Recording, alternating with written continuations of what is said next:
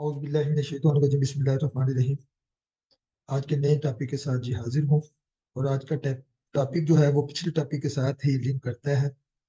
पिछले टॉपिक में हमने देखा था कि वी लुकअप कैसे एक वर्कबुक में काम करता है। अब हम यहाँ पे देखेंगे कि वी लुकअप कैसे मुख्तलिफ बुक से डाटा कैसे उठा के लाता है।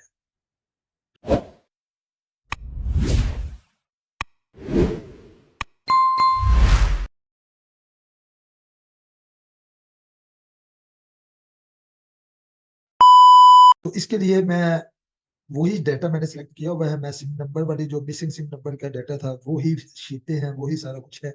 मैं उसी तरीके से, क्योंकि जो डाटा हमने वी लुकअप पे जहाँ पे फार्मूला लगाना है या जहाँ से वैल्यू सर्च करनी है, दोनों पे जो हमारा सर्च वाला कॉलम है वो लेफ्ट साइड पे होना चाहिए। तो मैं इसको यहाँ से कंट्रोल सी करता हूँ, यहाँ पे जाके कंट्रोल वी कर देता हूँ और इसको मैं इस यहाँ से डिलीट कर देता हूँ।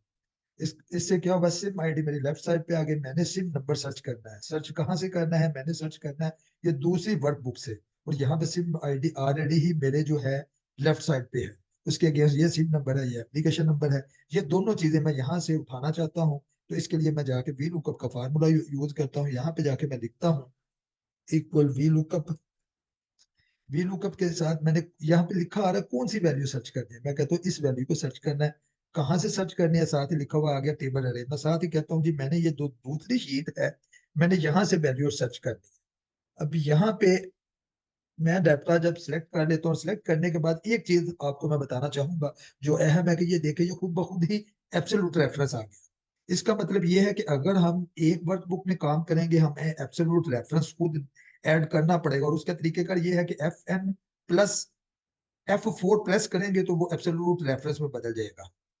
अदरवाइज वैल्यू कभी भी करेक्ट नहीं आएगी आपकी। तो ये एब्सोल्यूट रेफरेंस जो है ये खुद ही आ गया। मैं यहाँ पे जाके कामा लगा के कॉलम 2 से मैंने इंफॉर्मेशन सर्च करनी है, वो लगा दिया, कामा लगाया। एग्जैक्ट रेफरेंस के लिए मैं जीरो यूज करता हूँ, ब्रैकेट बंद कर देता हूँ। ये बिल्कुल उसी तरीके से उसके अगेंस्ट सिम नंबर आ गया। सर्च करने की जरूरत नहीं है, वही है जो हमने उस दिन किया था काम, वही सिम नंबर आ गया। अब यहाँ पे देखें जी ये एन ए आ गया। इस एन ए के लिए मैंने वहां पे आपको बताया था कि इफ एरर का फार्मूला हम यूज करेंगे, वही मैं यहाँ पे यूज करता हूँ। इफ नीचे एरर लिखा हुआ आ जाता है तो मैं यहाँ पे जाके कॉमा डाल के कोटेशन मार्क डाल देता हूँ और साथ ब्रैकेट बंद कर देता हूँ। उससे फायदा क्या होगा, जहां जहां पे ये एन ए आया है वो ब्लैंक हो जाएगी। अब मैं इसी फार्मूले को, जैसे कि पार्ट 1 में आपसे काफी डिस्कशन हुई, तो इसको कॉपी करता हूँ, एस्केप का बटन दबाता हूँ। क्यों दबाना है, अगर एस्केप का बटन नहीं दबाएंगे जो वैल्यू हम बी 2 में सर्च कर रहे हैं उसकी जगह पे यहाँ पे फार्मूले में बी 3 आ जाएगा, तो वो हमसे हैंडल नहीं होगा। ये मैं दोबारा इस पे जाता हूँ जी, वो कॉपी पेस्ट नहीं हुआ। कंट्रोल सी करता हूँ, कंट्रोल सी करने के बाद एस्केप दबाता हूँ, यहाँ पे कंट्रोल वी कर देता हूँ। इससे क्या हुआ, वही सिम नंबर जो यहाँ पे है वही सिम नंबर यहाँ पे आ गया। लेकिन मैंने इसके अगेंस्ट एप्लीकेशन नंबर उठाना है। एप्लीकेशन नंबर के लिए मैं यहाँ पे करूंगा जी, क्योंकि वो तीसरा कॉलम है, मैं यहाँ पे 3 करूंगा। जो ही मैं एंटर करूंगा यहाँ पे एप्लीकेशन नंबर आएगा। इसके लिए थोड़ा सा मैं आपको ये बताता चलूं जी, मेरा जो पहला पार्ट था वो ये था कि किस तरह वी लुकअप जो है वो मुख्तलिफ शीटों में, लेकिन एक ही वर्कबुक की मुख्तलिफ शीटों में काम करता है। यहाँ पे मैं ये बता रहा हूँ, ये डिस्कस कर रहा हूँ कि कैसे वी लुकअप का फार्मूला जो है वो मुख्तलिफ वर्कबुक्स के डाटा उठा के लाता है।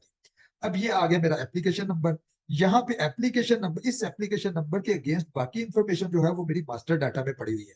ये देखें जी, यहाँ पे ये एप्लीकेशन नंबर है लेकिन कस्टमर आईडी उसके लेफ्ट साइड पे है। तो मैं यहाँ पे क्या करता हूँ, एक कॉलम इंसर्ट कर लेता हूँ। कॉलम इंसर्ट करके ये वाली वैल्यू जो है ये मैं इधर पेस्ट कर देता हूँ, क्योंकि जिस चीज को सर्च करना है या जहां से सर्च करना है उसको राइट साइड पे नहीं होना चाहिए, लेफ्ट साइड पे होना चाहिए। मैं यहाँ से इसको डिलीट कर देता हूँ। यहाँ से जी मैं एप्लीकेशन के अगेंस्ट क्या क्या उठा सकता हूँ, कस्टमर आईडी उठा सकता हूँ, नेम उठा सकता हूँ और बैलेंस एरियल उठा सकता हूँ। मैं इस हेडिंग को कॉपी पेस्ट करके अपनी पहली शीट का हिस्सा बना लेता हूँ। यहाँ पे मैं पहली शीट में गया, यहाँ पे कस्टमर आईडी मेरी ऑलरेडी आई हुई है, कंट्रोल वी किया। थोड़ा मैं इसका फोन छोटा कर देता हूँ जी।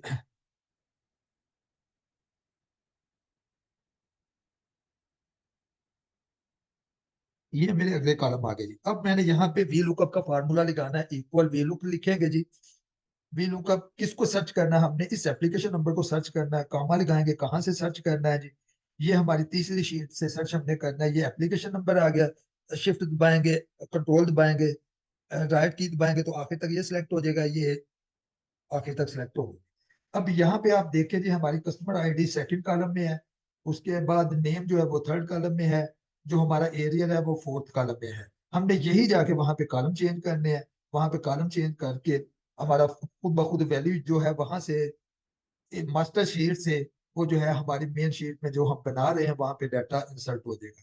यहाँ पे भी आप एक चीज चेक करें जी, यहाँ पे एब्सोल्यूट रेफरेंस खुद ही आ गया, मुझे लगाने की जरूरत नहीं पड़ी। यहाँ पे उसी तरीके से मैं कामा लगाऊंगा, कामा लगा के सबसे पहले मैं दूसरा कॉलम उठाता हूँ, ये दूसरा कॉलम उठा लिया। उसके बाद ये कामा लगा के मैं एग्जैक्ट मैच के लिए जीरो करता हूँ, एंटर करता हूँ। ये मेरी वैल्यू यहाँ पे आ गई जी, एंड है कि जी नॉट फाउंड। यहाँ पे नॉट अवेलेबल ही नहीं है, तो मैं इसको एक तो ये करता हूँ, इफ एरर कर लेता हूँ। इफ एरर करके यहाँ पे मैं कॉमा लगा के कोटेशन मार्क लगाता हूँ और मैं एंटर दबाता हूँ, वो ब्लैक हो गया। अब मैं इसको बजाय इसके कि पहले सारे कॉपी पेस्ट करूं, वो भी ठीक है, या इसको इधर फार्मूला लगा के कॉपी पेस्ट कर ले वैसे भी ठीक है, कंट्रोल सी करके कॉपी कर ले, जैसे आपकी मर्जी है। मैं क्या करता हूँ, मैं इस कॉलम को डबल क्लिक कर देता हूँ ताकि वैल्यू जो जहां जहां पे वैल्यू है वो वहां वहां से वैल्यू उठा ले। ये यहाँ पे आगे जी कस्टमर आईडी की वैल्यू, बाकी जगह पे वो वैल्यू नॉट फाउंड है, तो वो उसने एरर दे दिया और उस एरर को इफ एरर ने स्पेस के साथ कवर कर दिया। अब मैं इस फार्मूले को बिल्कुल जैसे पहले काफी दफा डिस्कस हुआ, कंट्रोल सी करता हूँ, एस्केप दबाता हूँ। एस्केप दबाने के बाद मैं यहाँ पे जाके कंट्रोल वी कर देता हूँ जी, यहाँ पे जाके भी कंट्रोल वी कर देता हूँ। इससे मुझे क्या हुआ, यहाँ पे जाके कंट्रोल वी करके मैं जब कॉलम नंबर 3 लिखूंगा, मेरे पास कॉलम नंबर 3 की इंफॉर्मेशन आ जाएगी। जब कॉलम नंबर आगे जाके कॉलम 4 लिखेंगे तो वहां पे कॉलम नंबर, ये देखें जी यहाँ पे नेम आ गया। अब यहाँ पे जाके मैंने कॉलम नंबर 4 की इंफॉर्मेशन उठानी है, और वो है एरियल, तो यहाँ पे मैं 4 करूंगा, एंटर करूंगा, ये मेरी वहां से इंफॉर्मेशन आ गई। अब ये एक चीज यहाँ पे मैं डिस्कस करना चाहता हूँ, वो ये है कि मैंने पहले भी बताया था, जब भी ये हम सारा काम करें, करने के बाद हमने पेस्ट बाय वैल्यू जरूर करना है। अगर वो नहीं करेंगे तो हमारा जो है, जब वो शीट जो है डिलीट होगी, साथ ही ये सारा के सारा जो है यहाँ पे रेफरेंस का एरर आ जाएगा। वो एरर का रिमूव करने के लिए हमें सारा वर्क दोबारा करना पड़ेगा। इसमें यहाँ पे मैं एक और बात बताना चाहता हूँ, इस कॉलम में मैं इफ एरर का अगर फंक्शन यूज नहीं करता, फिर देखते हैं जी क्या होता है और उसको मैं कैसे हैंडल करता हूँ, या आप कैसे हैंडल करते हैं। अगर कोई आप जिस तरीके से हैंडल करते हैं वो काइंडली मुझे भी कमेंट्स में जरूर लिखे। अगर कोई अच्छी चीज होगी तो मैं उसको जरूर हासिल करने की कोशिश करूंगा। यहाँ पे जाके एन ए आ गया, एक तो तरीके का इफ एरर वाला था, दूसरा तरीके का जो है उससे पहले मैं आपको ये बताता हूँ कि इसको, क्योंकि यहाँ यहाँ पे हमने इंफॉर्मेशन जो है दूसरी शीटों से ली है, मैं इसको कंट्रोल सी करके यहाँ पे पेस्ट बाय वैल्यू कर देता हूँ। जब पेस्ट बाय वैल्यू कर देता हूँ, यहाँ पे जो हमारा फार्मूला नजर आ रहा था इससे पहले, वो किसी भी सेल में अब फार्मूला नजर नहीं आएगा। उसके बाद यहाँ पे आगे बात, इसको हम कैसे रिमूव करें। इसको रिमूव करने के लिए एक जो तरीका है वो ये है कि हम इसको कॉपी करें, कंट्रोल सी करें, कंट्रोल एफ करके हम फाइंड जैसे करते हैं, यहाँ पे जाके इसको कंट्रोल वी कर दें। कंट्रोल वी करने के बाद इस पूरे कॉलम को सिलेक्ट करें, यहाँ पे रिप्लेस में जाए, रिप्लेस आर कर दें, जितने एन ए वाले होंगे सारे के सारे देंगे। ये जी 3211 उसको यहाँ पे वैल्यू मिली है और उसने उसको ब्लैंक कर दी है। अब आगे एक छोटी सी चीज टिप के तौर पे और बताना चाहूंगा, तो वो ये है कि जी हम जाते हैं जब इस कॉलम के आखिर में, जो अक्सर गलती करते हैं,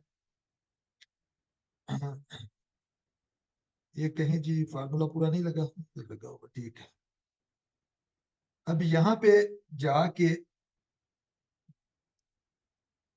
जाके एक गलती जो आमतौर पे करते हैं वो ये करते हैं, यहाँ पे ऑटो सम का जब हम फार्मूला लगाते हैं, ये ऑटो सम का फार्मूला बाद को वर्क नहीं करता।